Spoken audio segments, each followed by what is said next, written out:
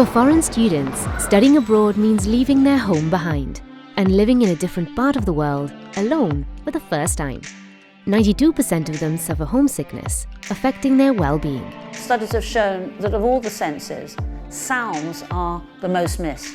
HSBC wants students to thrive, so they offered support in a way that could be truly felt.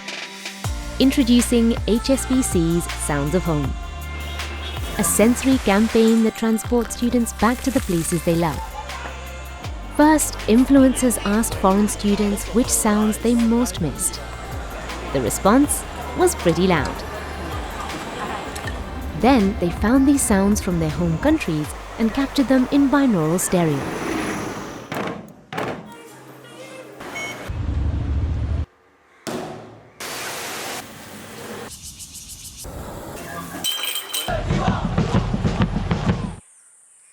In London, the sounds were transformed into evocative soundscapes to immerse listeners.